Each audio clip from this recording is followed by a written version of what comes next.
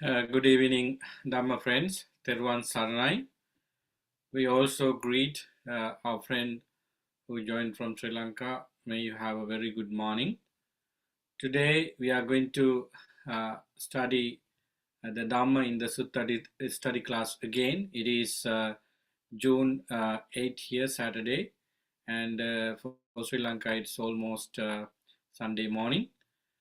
Today's Sutta discussion, as usual, is held to understand the Dhamma, to discuss the Dhamma, and finally, we want to uh, have that clear understanding about particular Dhamma we discuss in the class. So our purpose is to enrich our mind from the Buddha's teaching about our life, and we'll try for that.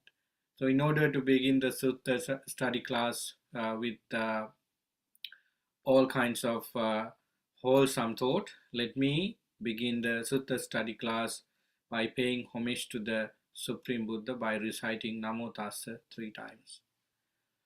Sadhu, sadhu, sadhu. Namo Tassa Bhagavato Arahato Samma Sambuddhassa. Namo Tassa Bhagavato Arahato Samma Sambuddhassa. Namo Tassa Bhagavato Arahato Samma Sambuddhassa. I pay my homage to the Blessed One, the Worthy One, the Fully Enlightened One. Homage to the Blessed One, the Worthy One, the Fully Enlightened One. Homage to the Blessed One, the Worthy One, the Fully Enlightened One. Sadhu, sadhu, sadhu. Dhamma friends, let's begin the Sutta study by the special topic related to two discourses. As you know, today's Sutta discussion is going to be about suffering, Buddhist teaching on suffering based on Maha Dukkhakkhandha Sutta and Chula Dukkhakkhandha Sutta. These are two discourses from Majjhima Nikaya. The very close section that these two suttas are recorded is called Sihanada Vagga. The section where the lion roar is coming, and the lion roar of the Buddha or any enlightened beings comes when such situation arose. Here in Maha Dukkhakkhandha Sutta, we see that the need was arisen to explain the Dhamma in such a way because the bhikkhus went to another monastery where other mendicants live, and the question they asked from venerable monks made the platform for monks to go to the Buddha, and the Buddha delivered the message related to what they asked. So that's how this Mahadukkhakkhandha came into discussion. When you look at the two suttas with the topic in mind, Buddhist teaching on suffering, we tend to think that this talks about dukkha satcha, dukkha samudaya satcha, nirodha satcha, and nirodhagamini patipada satcha by their names. But we do not find those categorical explanation on the Four Noble Truths exactly as they are in other places. But same thing is discussed in a different way. These two suttas should be thoroughly investigated just to understand how the Buddha explains suffering in mundane sense, in a conventional way. So Buddha wanted to give what kind of suffering you have, what is basically suffering, it is karma, and how karma is going to be. So based on those questions put forward by the other religious leaders, the Buddha had to explain the suffering from mundane sense, but it is very influential, and sometimes dukkha could easily be understood by many people if we explain the suffering or dukkha in this way. So maybe it's because there are similarities in the discourse, in the two discourses, so that uh, we don't take too long to uh, summarize the two discourses and take the information of the two discourses into one because of this repetition. Anyway, if you look at the Maha Dukkhakkhandha Sutta first, because it is recorded first in the section, this sutta was the discourse. Give me a second.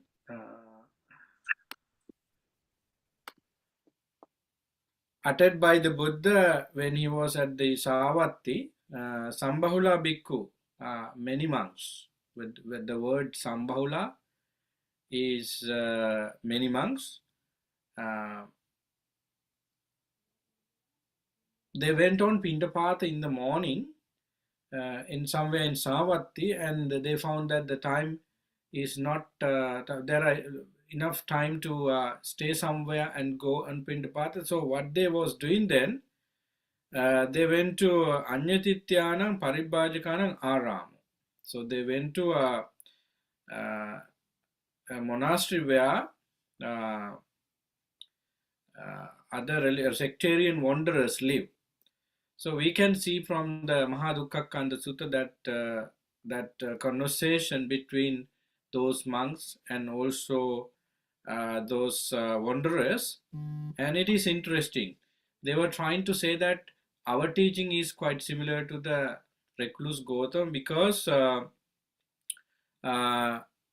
ascetic Gautama, they say we declare full understanding of sense desires, and the ascetic Gautama also do the same thing. So we are teaching about sensual desires or sensual pleasures, and the same thing is uttered by recluse Gautama. And we declare full understanding of material form, Rupa, and Gautama, ascetic Gautama also does the same thing. And we declare the full understanding of feeling, and so does the Gautama, ascetic Gautama. And we declare all these things. So the question they ask, what is the difference between our teaching and ascetic Gautama's teaching? The monk who were there, though the number is large, were unable to answer to that question. So what they was doing there was they stood up and went away without rejecting what the wanderer said or accepting. With regard to the procedure we should follow in this kind of situation, they are right because Buddha had asked us to not to reject anything against seemingly against teaching directly or accepting when they hear something. They have the Buddha asks us to take time to analyze whatever you heard with the basis of Dhamma and Vinaya, so that leaving from monks without telling, leaving from wanderers without telling anything is okay. So that we come across the statement that Buddha did not, rebuke those monks. Buddha did not say anything, so that this is how you should answer to this kind of questions by wanderers or any other person. Then the Buddha started the sermon, kind of an answer to monks to face challenges like that in the future. So wondrous claim is like that. Then we are going to discuss about the sensual pleasures or sense desire in the sutta. In the sutta, you find this. The Buddha's explanation is important for us um, because you should have said to the wanderers of any faith like this, if that question is asked from you again. What is the gratification, what is the disadvantage, and what is the escape with regard to sense desires? So if anybody says that our teaching is quite similar to the Buddha's teaching, you could ask basically with regard to the karma, you should ask this question: what is the asad of karma? What is the gratification of sensual pleasures? What is the adinama? What is the disadvantage of sensual desire? And what nisarana? What is the escape from the with regard to the sensual desires? Uh, when these questions were asked from other people from different sects, they are not going to answer them. This kind of question could only be taken by the Buddha or any disciples of the Buddha who train well and answer them correctly. So nobody else in this world, in this vast universe, could answer directly to those questions, because we know from the experience that the Buddha and those disciples who attain to certain stages of enlightenment are first people who experience the Dhamma, people who have escaped from those sensual pleasures, so that they are not they are very easy, they can easily find the way to say the exact thing about the sensual pleasures. So let's spend some time on these so that we can get some inspirations to get away from sensual desires. The reason why sensual desire is so dangerous and why the Buddha discuss it always, because it's confusing us. It's forgetting us. It could forget us the entire wholesome teaching, because when we experience sensual pleasures, uh, there is nothing for us to think except living in that, because the power of the sensual pleasure is too much.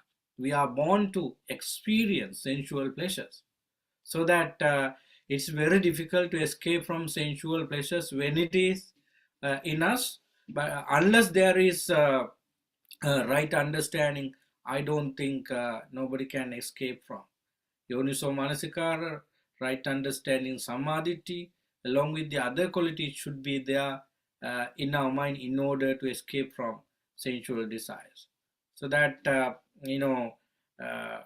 sensual desire is really dangerous. Kama Chanda, if you talk about the five hindrances, first you see it in the line, in the list, because it's the engine like of the train. Engine of the train is taking and dragging the everything of the train. Likewise, Kama Chanda, Kama Raga, Kama is the key thing for everyone to wander in samsara. Because of we can find in the discourse, in the middle of the discourse, that everyone in this universe, not only humans but also animals, but basically since this discourse is for monks and nuns and male and female people, it's for human in the, but it is applicable to everyone.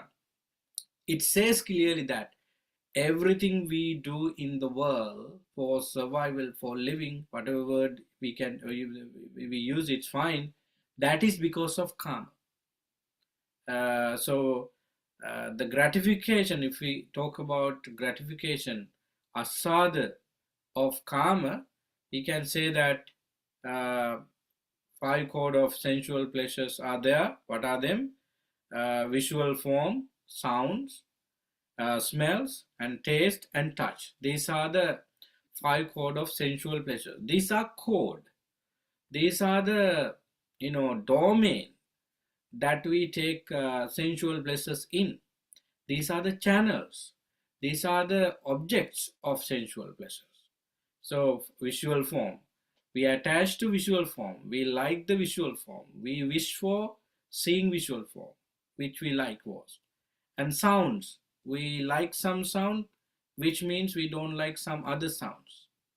We like to smell certain things, but sometimes we don't. Likewise, so this is what we call five code of sensual pleasures. Uh, so now, because the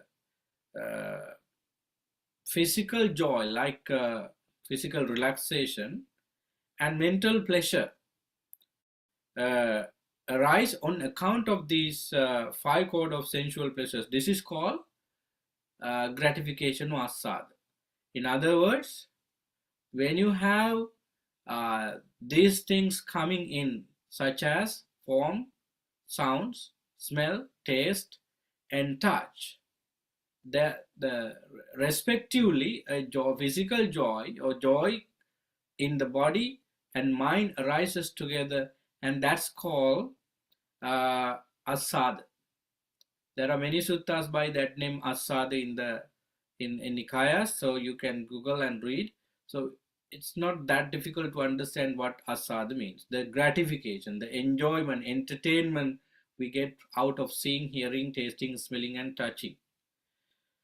So now we, as disciples of the Buddha, should see the disadvantage of these five code of sensual pleasures. Five code of sensual pleasure, when they arise in our mind, uh, so many things could happen. If we explain them based on the sutta from the conventional way, this is how it says. Uh, think about a son of a family earns a lot of money. Now, for example, a young person goes for a job and his wishes is to earn a lot of money. Why? Uh, he thinks that earning money, doing a good job, and working so hard on that is the way to find success in his life. It's the way to be happy in this life.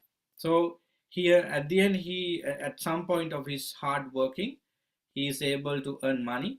He is able to own certain things he wished for. Now he's not a poor man anymore.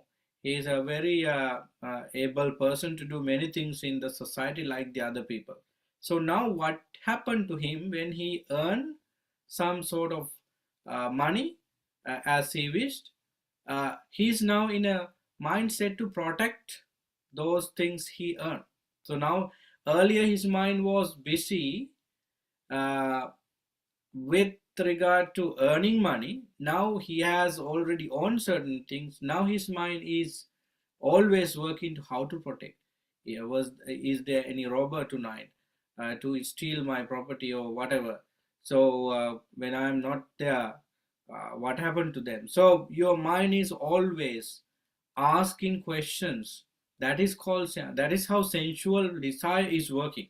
So the Buddha explain this sensual desires application in such a way that you are now not in peace. You thought that, you said that if you could have a lot of money in your account with other things, you're going to be happy. But right now you have them, so where is your happiness? So that is the sensual pleasure, because sensual pleasure could give us trouble one after the other in a direct and indirect way.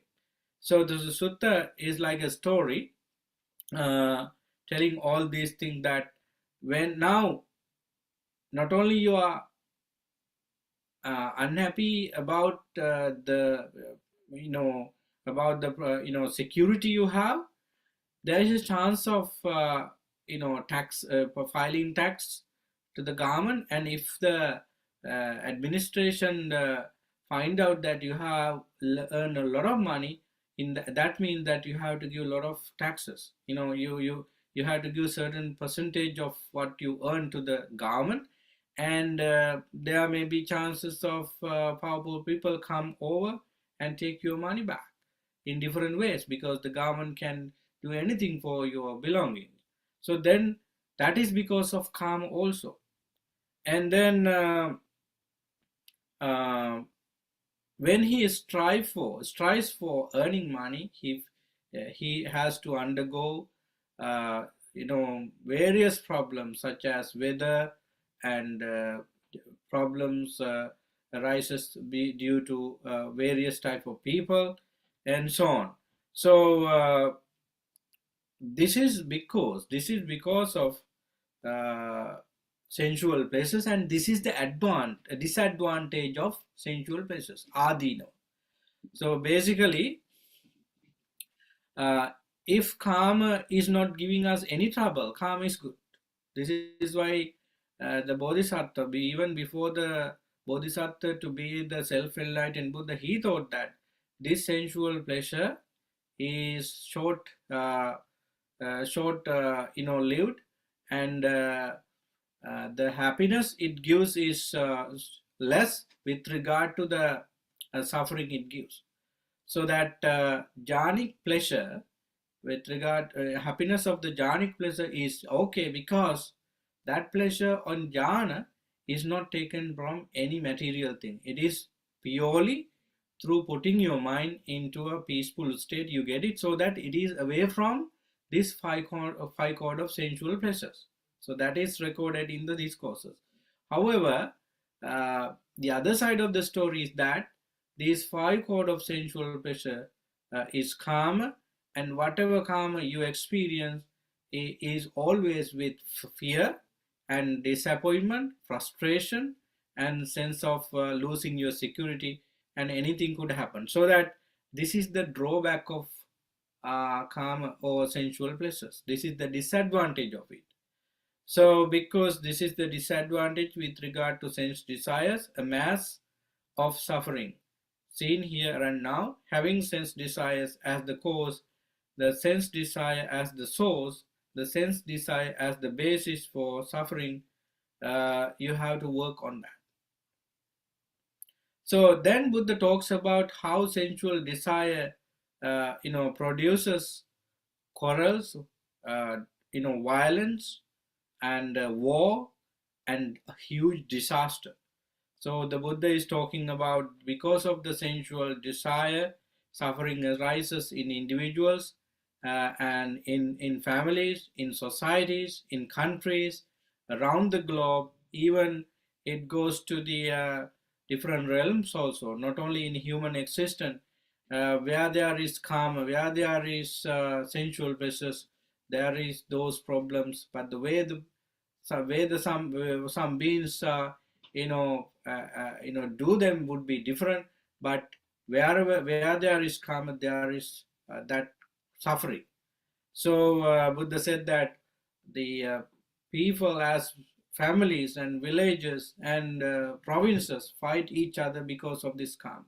The king and the ministers, president, prime ministers in today's world, everyone is working so hard because of karma.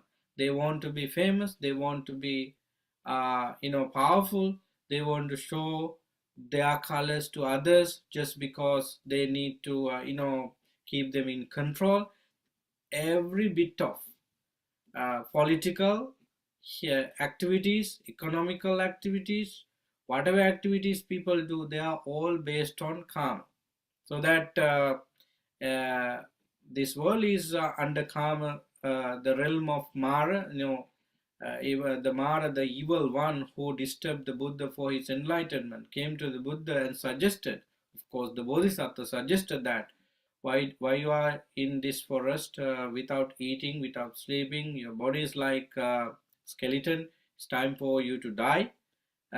So what is the use of having this osteo practices, because you are a prince and you can go home back and do meritorious deed for the sake of merits. So doing merits is okay. Even the Mara said that. Mara likes people to do meritorious activities only because he knows that then humans, the people who do only meritorious deeds, could come back to this kind of lifestyle under his territory, so that you are not going to escape from samsara. So therefore sensual desire causes a lot of troubles. And sensual desire caused war.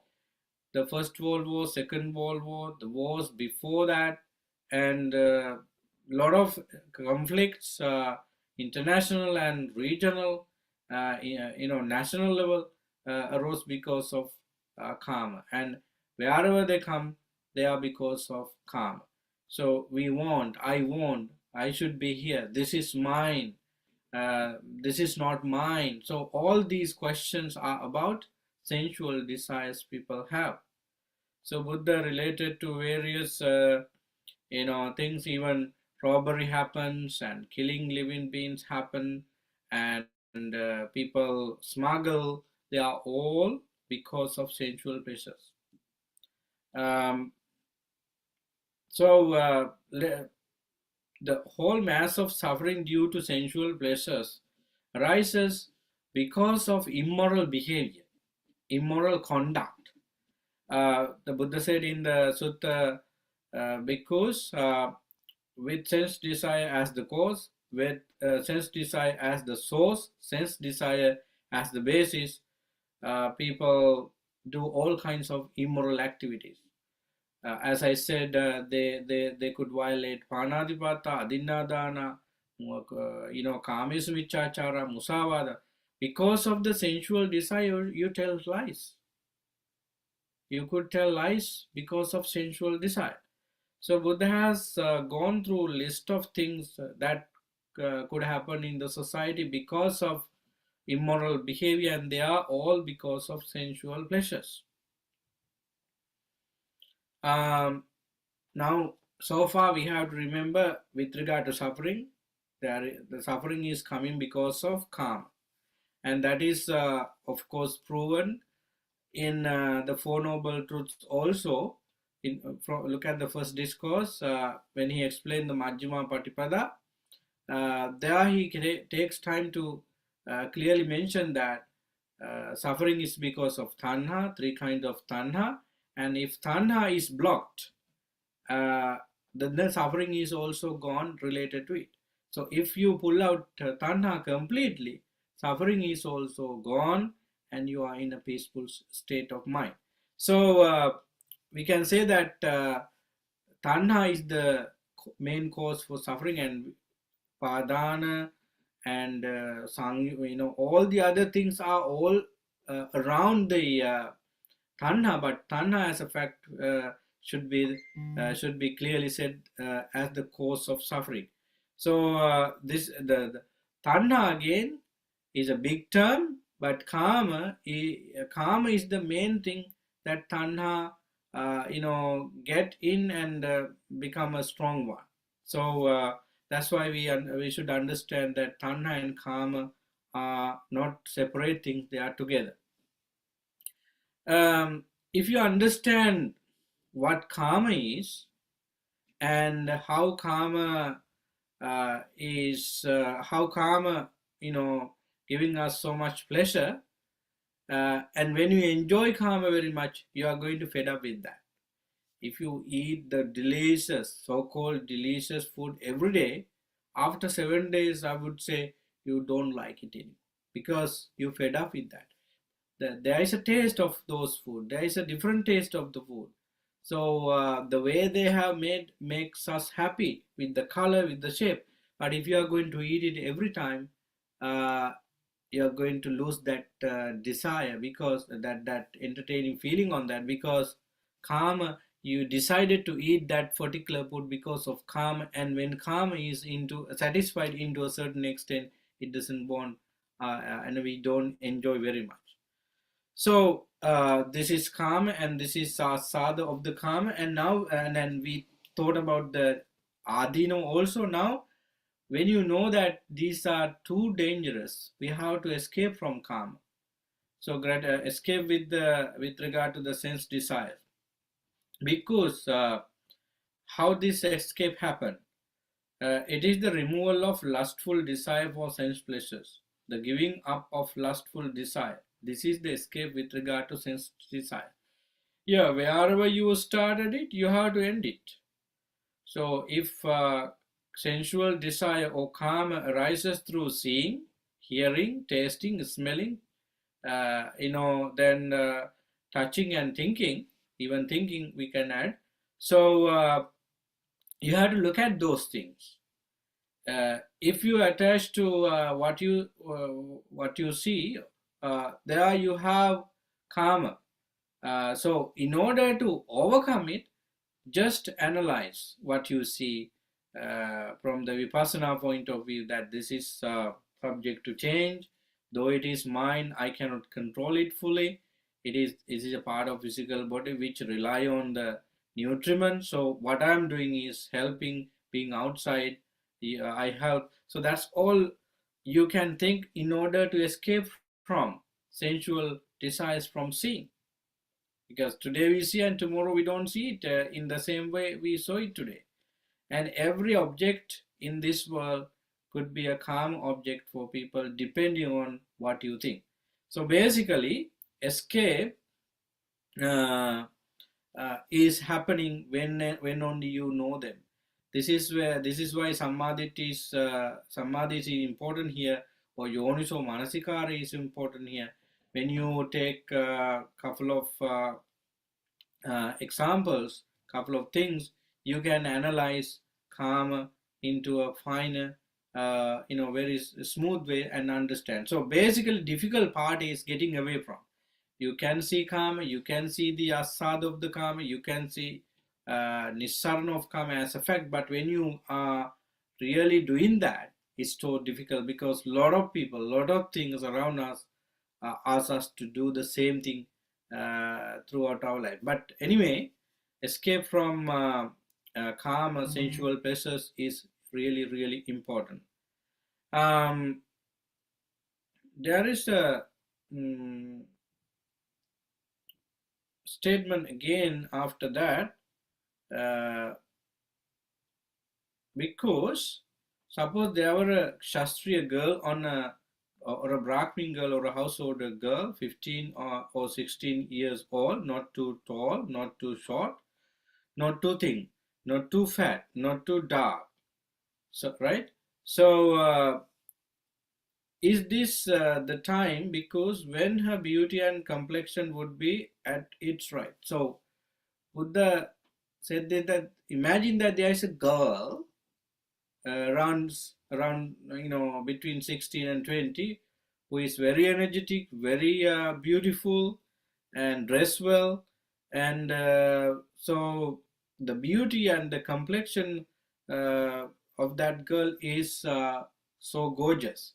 The Buddha asked this question again, the joy and pleasure that arise on account of that beauty and complexion is the gratification with regard to form. So now, Buddha move on to the second question those wanderers asked. First question is about karma, and the second question they asked about rupa. So you see a beautiful girl, and when you see the beautiful girl, you feel joy, you feel happy. Yeah, that is the asad of the rupa. And then the disadvantage with regard to form is also there, explained. And disadvantage is that suppose this girl who is now 20s spend time day after day and she is now 60s or 70s. What do you think now? The rupa, you became happy with the rupa you saw before. The same rupa is there with differences, but your compassion, your likeness might be going away. So this is called disadvantage of rupa. Basically, the people are beautiful. We say that. We say that you are beautiful children to children, and we say adults the same thing if the opportunity comes. But at the same time, we should think that these beautiful things might change at some point of existence.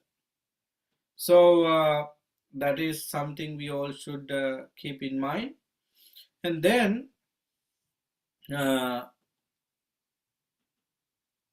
cemetery meditation is also taught here, a 9 type of channel ground meditation.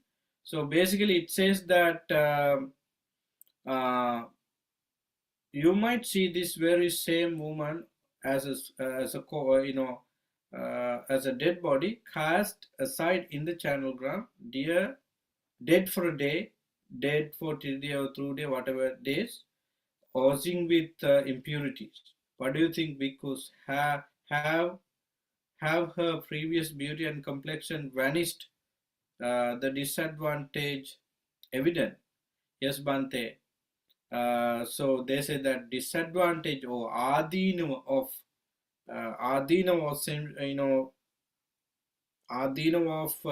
having craving for rupa is so much so that the Buddha suggests here you have to get out of this. With regard to seven channel ground, when you look at a beautiful person in that way, that this beautiful person is physically okay, beautiful, but based on absolute truth, it is subject to decay and aging. So the list is going on, and if you are really interested reading this kind of long discourses, you may. But here, what we can say is that uh, all these difficult things happen in the world because of sensual pleasures and because of the desire for rupa. So next is about feeling, according to Maha Dukkhakkhandha Sutta. In that section, Buddha talks about the feeling with regard to four jhanas. Let's see why it is happening. Because quite secluded from sense desires and secluded from unwholesome mental state, monks enters and dwells in the first jhana, accompanied by initial application and sustained application, accompanied by zest and happiness born of seclusion. You have read this before with the Pali, it is said, Vivicha kamehi vivicha akusale dhamme savitakkarang, and so on. So the bhikkhus, when a monk quite, secluded from sensual pleasures and so on, gradually he attained to second jhana, he attained to, first jhana and second jhana, so that his mind is so happy. The feeling they have is so serene. So you attain to third jhana and you attain to fourth jhana. So there you have abandoning of difficulties, problems. When you take the, when you take the meditation to reach to jhana, you have a particular feeling that tells everything so smooth and fine. So this is the question Buddha asked from monks at last of that section. At that time, he feels only feeling that are free from suffering. Yes, when you are in first jhana, the happiness you are having is not what do you say? The feeling you are in the first, you have in the first jhana, when you are in the first jhana, is away from causes of suffering. That is what it said. Because you enter into jhana by avoiding five hindrances, so that the mind has enough space and time, to actually be away from karma and feel that. So the same thing as we said at the beginning, the Prince Siddhartha enjoyed saying, karma, first jhana, the happiness of the first jhana, just because there is no any link to karma. So karma is not able to reach to the one who attained to jhana, even for a temporary period, because his mind is towards always the Buddha. So Buddha said here with regard to feeling that when you attain to first jhana, second jhana, third jhana, fourth jhana, the Vedana you are experiencing there is so important. So that is what the feeling section of the Maha Dukkhakkhandha Sutta explain.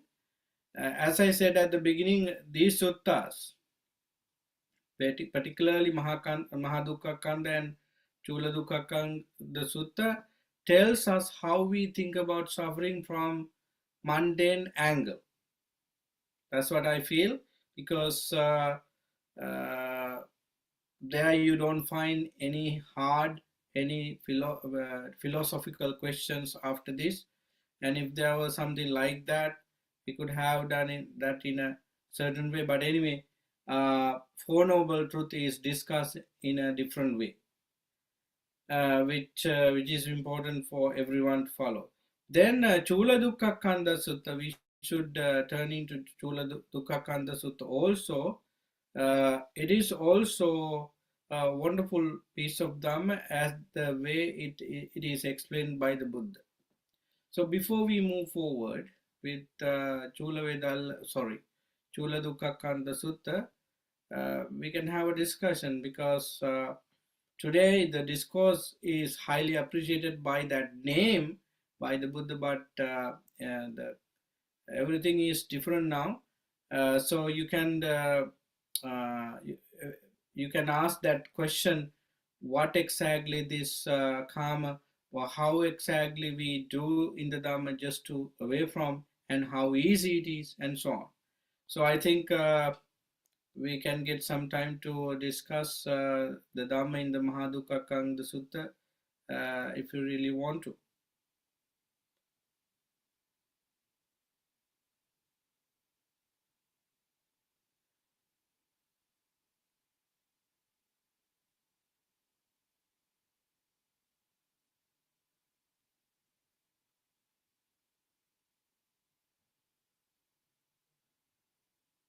So, yeah, I know that it's not that difficult.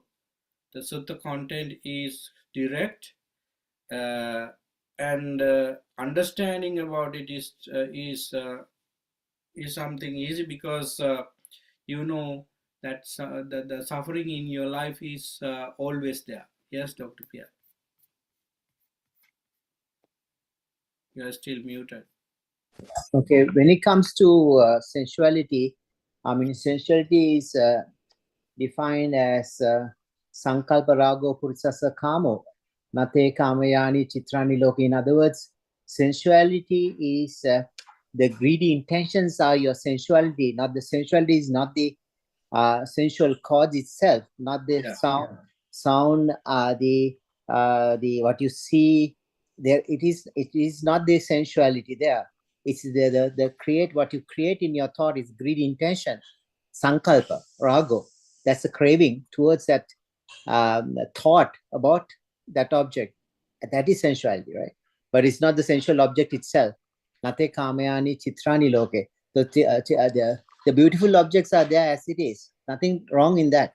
But it is the concept or the craving towards that is your sensuality. That's a Yeah, it's a good point. Actually, the Tibetica Sutta clearly says what karma is, and karma is not those pictures outside, not those sounds we hear. The karma is how you think and what you think based on what you see and what you hear and so on. So, yeah, wonderful. In Nibbedika Sutta, that stanza tells a wonderful thing about karma. And actually, that is the main thing that we need to understand, just to clear the point what karma is. so it's like another sutra. I think Buddha talks about the one cow ox, two oxes, the black ox and the white ox, and they are pulled together. But it's not the white ox pulling the black ox. It is the sensuality or the craving between the bond between the two. So if you cut it, they'll be free. So it's not the eye or the object is the problem. It is a craving or the sankalparago. It is the bond in the what we are putting, just like a string and tying it together. And then if you are doing it, we should be able to cut it through, right? Yeah, I mean, it's not nothing wrong with the eye or the object. Eye doesn't want to see, the mind wants to see. Eye yeah, is just as it is, like I remain ear stays there, ear doesn't want to hear, but mind wants to hear because of the craving towards that sound. yeah. Yeah, Buddha, very important and very what you said is very clear, and it is up to the right Dhamma with regard to sensual pleasures. Everything is created by the mind, and everything, the mind is responsible for everything, uh, because it is not those things outside create the problem. It is the mind, geared by ignorance, makes the problem worst. Anyhow, uh, with the gradual teaching to overcome sensual pleasures, Buddha had asked us to see the impermanence of even those pictures we see, the sound we hear, the very organs, we absorb those pictures, sounds, and so forth, because entirely you have to work on the every part of our life with to understand impermanence. So as a result, you are hitting the point in the mind that this mind is creating this problem. So in terms of practicing impermanence, we have to ask to see the impermanence of everything, which is really nice. But at the same time, if wise people take the point, that is the place where you have to address. The mind is the master. Mind is the maker. Mano bubbangama dhamma, mano sitta mano. That's all, for So sure. the pleasures given by the jhana is a replacement for the sensual pleasure. So the samatha, that's what the second section there of the feeling, right? Yeah, So we Buddhist is not asking us to starve from sensual desire. He's giving something better, yeah. right? And I say, okay, always like to say that. challenge, challenging it. Yeah, very. Yeah, I always like to say that the jhana is like anesthesia. Before you do the surgery, you have to, feel better. And then if you do the surgery without anesthesia, I think as doctors, you know better than us. You cannot treat any person at all. Yeah. So, so So the impermanence part comes next, right? I mean, once you are in the jhanas or the fourth jhana, I guess then you can, okay, so you have something better now. How can we see the impermanence and drop it? Now, how can you see the drawbacks? Because, and then he gives many examples of the drawbacks. Once, like a piece of meat being taken by some bird, and another bird comes and attacks it, or the bone of the dog, like there's so many the fire. So but to contemplate that, I guess you need something beforehand. For that's probably samatha pubbanga vipassana, I guess. I'm probably you can come the other way too, but a bit more difficult, the vidarsana pubbanga samatha, I guess, right? yeah, yeah. I just want to, say the same thing in a different way. A lot of people engage with sensual activities, which is the nature of human beings. We are in the sensual world, and it happens always. So that you know better those pleasures and the way you experience them. So at some point, many people not only once, many times experience the adina of those sensual pleasures, so that they fed up with that.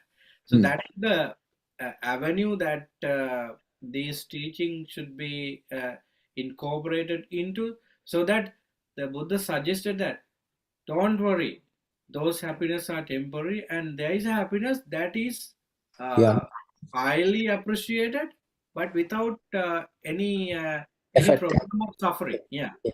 Yeah. So Buddha wanted to tell the world that the sensual pleasure, you think that the sensual pleasure is the highest, but it is not. There is a happiness that you can get out of these sensual pleasures and enjoy it. It's like telling a child that what you are doing is not the best thing, so wait for something better. I will give it to you tomorrow if you do this exercise. Something like that, he tells the world that attaining jhana is a kind of bridge that you cross over from this world to the other world.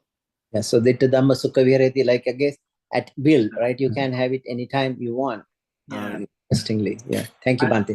yeah, that's true. The world knows only one type of enjoyment, entertainment. They know that happiness by seeing mountains, waterfalls, parks, and if they are able to go to the moon just to enjoy sensual pleasure, they go. Unfortunately, there is no facility. So people always find happiness through objects outside, but uh, Buddha asks us to discover the happiness within by seeing everything as they are, and that's called jhana. And jhana, we know that it is temporary, but putting yourself into it again and again, you're in a safe place Yeah. where you can see vipassana very clearly. Protection to the mind, in other words, they all Four Yeah, things are there: the food, the dhyana varga, tuna varga. Buddha talks about the yeah, Maha. I think the Fortress Sutra. They yes, talk about yes, dhyana is like protection for the mind, so you don't need to. Anyway, I let others answer. I'm taking too much time. Sorry. yeah, Let others go. Sorry, yeah. taking too long. It's okay.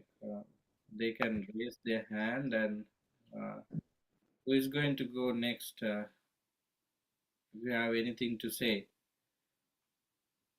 everyone who actually entered into at least to Sotapanna state, they all understood the danger of sensual pleasures. If you look at Venerable Rattapala's story from Rattapala Sutta in Majjhima Nikaya, as a young person, he was able to enjoy all the luxury in lay life for many years without any problem. But from that one sermon, which I think explained the danger of sensual pleasures and the beauty of getting out of it, he decided that uh, I should let go of everything I have in order to find the real happiness. Actually, that is the way we have to tell ourselves and everyone that real happiness is not reached yet. We have happiness out of using these things, but the things we used have already gone, and our senses are already in a state of weak, uh, and nothing has happened at the end. Where I today there was a dana, and the sermon I gave is about various things. One thing is about a person I met some months ago in Sri Lanka. Still he has a lot of money, which he never touched upon during the last couple of years. But he's weak now. He is unable to walk as it is, and he's so upset about certain things he did in life. He flew to different places in the world to see the beauty of the world. He enjoyed almost everything in his life. Now, what he said that whatever I did never come to me to solace me. What I have now as money as property never come to fleece me now, Bante. I am so unhappy. So this is Bante, this is a great example for you to tell the world that money, properties, these mundane things are not the real happiness. This is from a millionaire from in rupees, I would say, uh, tells that I am so happy, I'm so unhappy, and he's crying. He's you know he has a lot of negative feeling in his mind. He is not sure about what is going to happen to him after life, because he remembers what he was doing. So this is the danger of sensual pleasures. The same thing is said in the discourse by the Buddha, that all the kings, ministers, related to the political situation at that time, these are the term he used. Today, president, look at the wars going on in today's world. They are all about karma. They are all about tanha, being powerful and showing their power to somebody. And people say that we are giving you happiness, we are the protectors of it, but they are all about karma. Yes, two hands raised. First, Vimal Mahathir from Sri Lanka. Bhante, to me, it looks like this sutta describes the dukkha and the suffering at a mundane level, Yeah, right? So, true. taking all examples and metaphors to physical experiences you get, Yeah. focusing on the anicca, rather than going deeper into the psychological or the mental part of that. True. That's why I told in the beginning that the dukkha arya satya in explain in a mundane sense, and I think the bhikkhus who were at the wondrous monastery were not very good in the dhamma, because if they were very wise and knowledgeable about the dharma and this particularly suffering, they could have given an answer to that. Yes.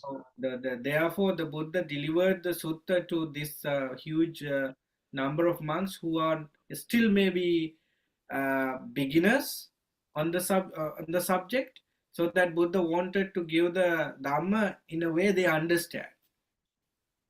So So if the Buddha, dukkha is explained there. The dukkha is explained there. What you gain through physical experiences, yeah, true, restricted to that, to the Elon Sutta.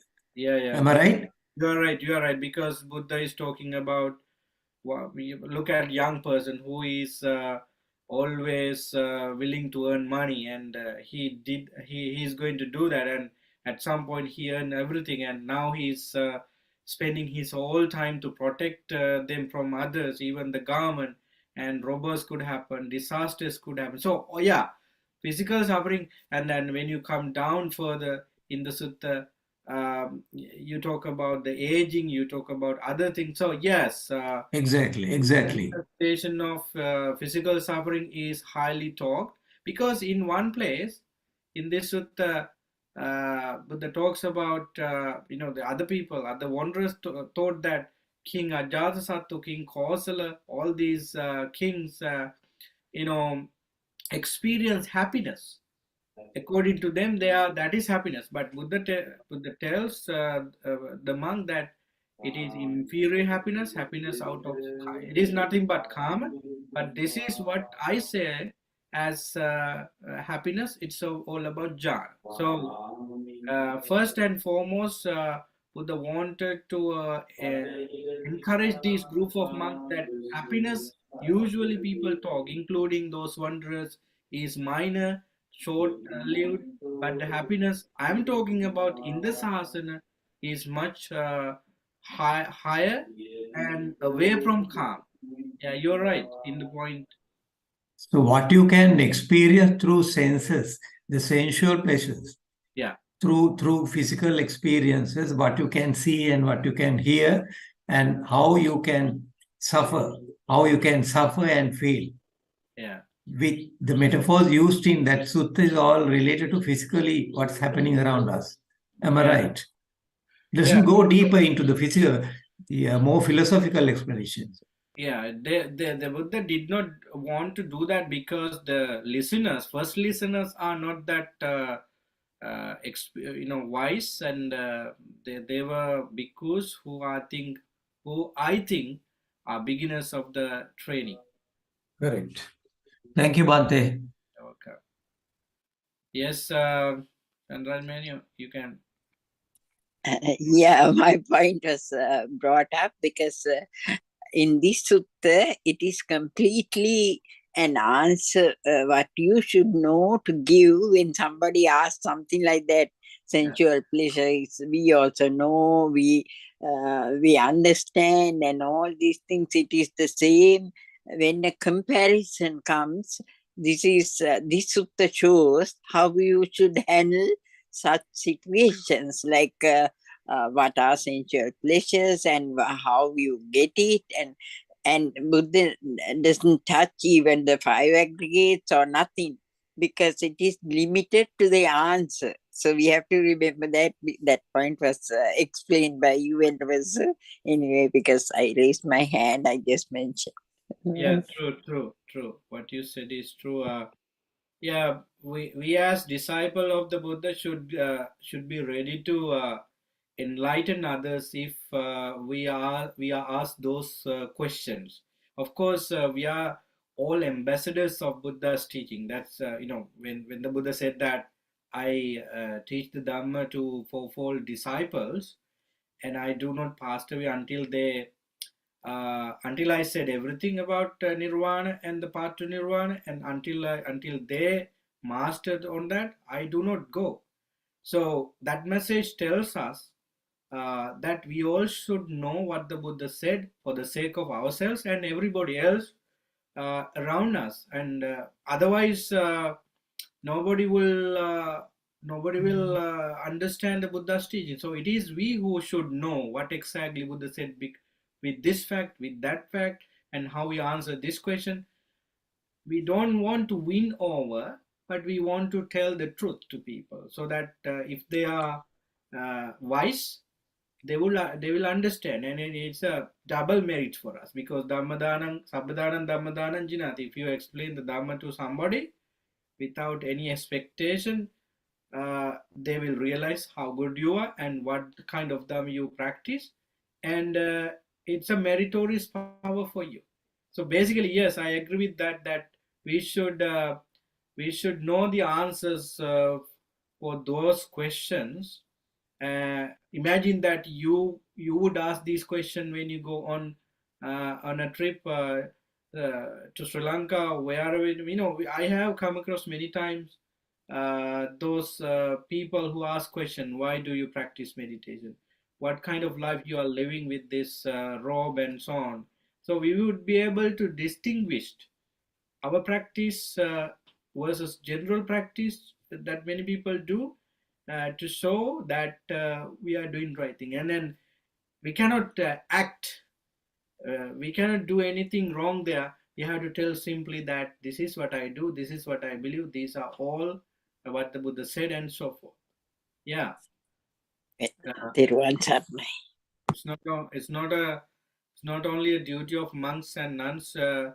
It's a duty of even lay people to understand the Buddha's teaching and deliver it to somebody, at least to your family, because it is the great treasure you could hold and give it to the next generation.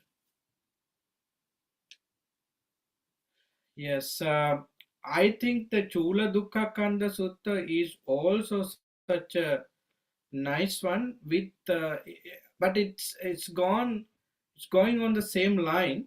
Uh, Let me get the sutta.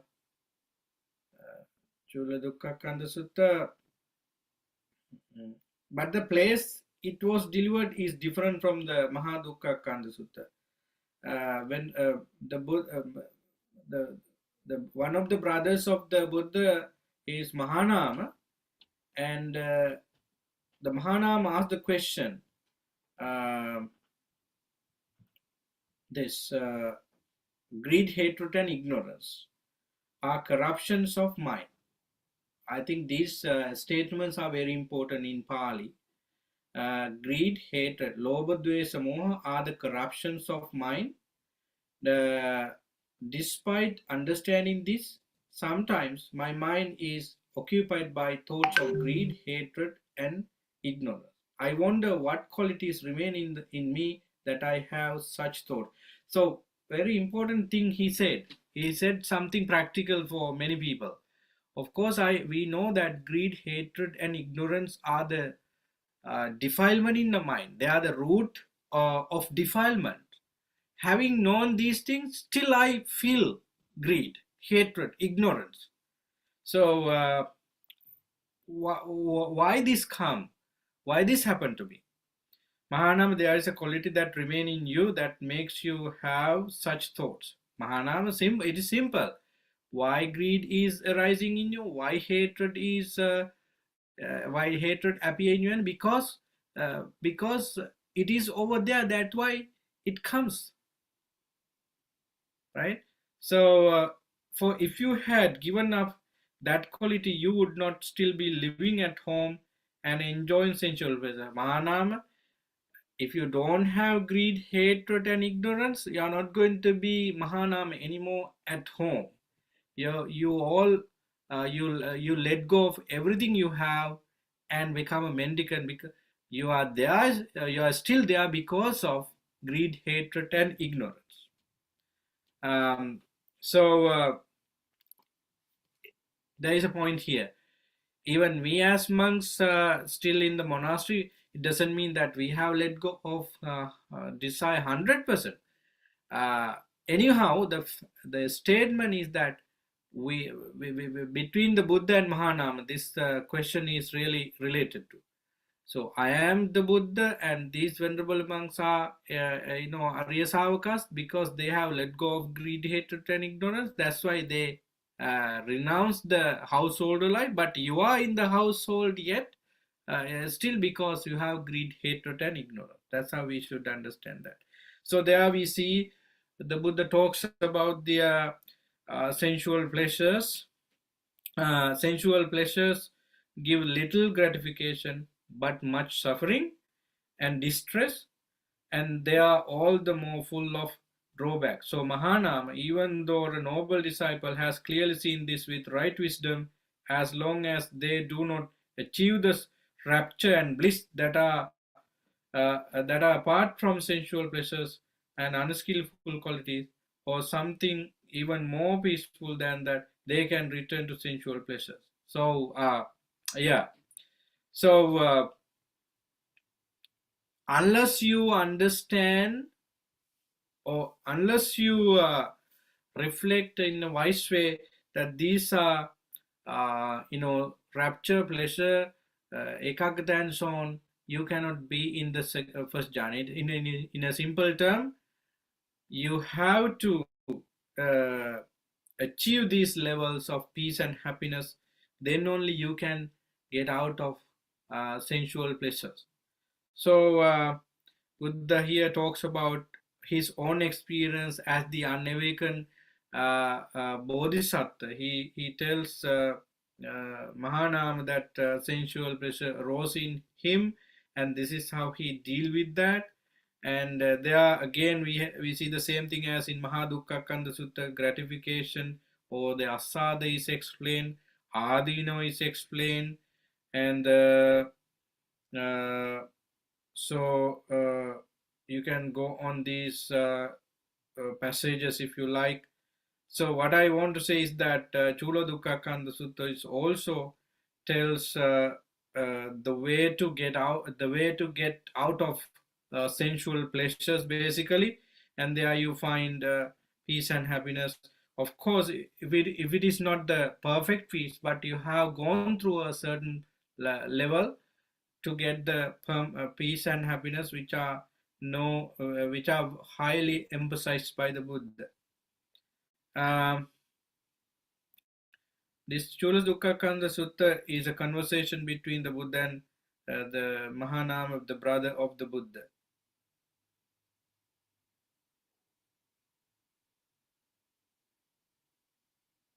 So there you see a group of Nigantas laid on a mountain top where they give supper, where they gave supper to their physical bodies. You know that they always thought that the self-mortification is the way to end karma. So what they said basically, one of the teachings they hold still is that we did a lot of bad karma in previous lives, and giving torture to this body, it's going to be a way. So the Kayadanda, they think that the physical activity is the main thing, not the verbal or the mental activity. That is recorded in Mahasachika Sutta also. So having pointed out these mendicants, Nigantas on the mountain of Buddha used to tell here that the pleasure is not gained through pleasure. Pleasure is not gained through pain.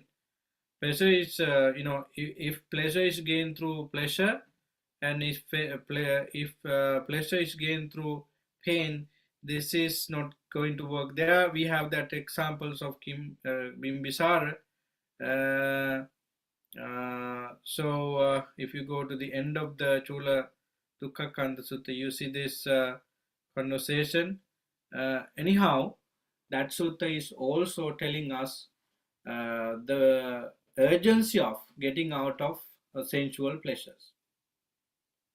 So that is all I want to say in today's sutta discussion. Chula Dukkhakkhandha Sutta and Maha Dukkhakkhandha Sutta are two suttas that explain the drawback of karma. And when it comes to analytical part and practical part, we have to think as individual how we understand this and which way we could have mindfulness, right understanding to recognize karma in our mind and remove it always, just like we remove the dust of a glass. So if you take a glass, you see the even tiny parts of dust, and you can remove it using detergent. Likewise, when you have mindfulness, when you have perfect understanding about your life, you can see your mind, and you can see how arising of these defiled state. So better and sooner you take them out. That is the practice that the Buddha asks us to do. So when you do it over and over, you attain to first jhana or any other jhanas, and it becomes a practice for you. It becomes habit for you. At some point, you can break these walls of craving into pieces and find a safe place in the samsara. Of course, you stop the flow of samsara there. So having said that, I just want to end today's Sutta studies. Thank you for coming and giving your insight, and thank you for listening to the Sutta discussion, because Dhammiva Kata Aryuva Tunibhav. Buddha asks us to do two things when we meet together. Well, either one is okay. Dhammiva Kata. You can discuss the Dhamma with somebody, or and find the way to peace and happiness. If not, you can stay in silence. It's called noble silence. So those who haven't talked at all still gave us a lot of support, and they reflected the Dhamma in such a way. So you're all credited you by your own karma. May you all be well, happy and peaceful by the power of the noble Dhamma in this Sutta discussion. Wishing you happiness and peace. We are going to end today's Sutta discussion. Sadhu. Sadhu, sadhu.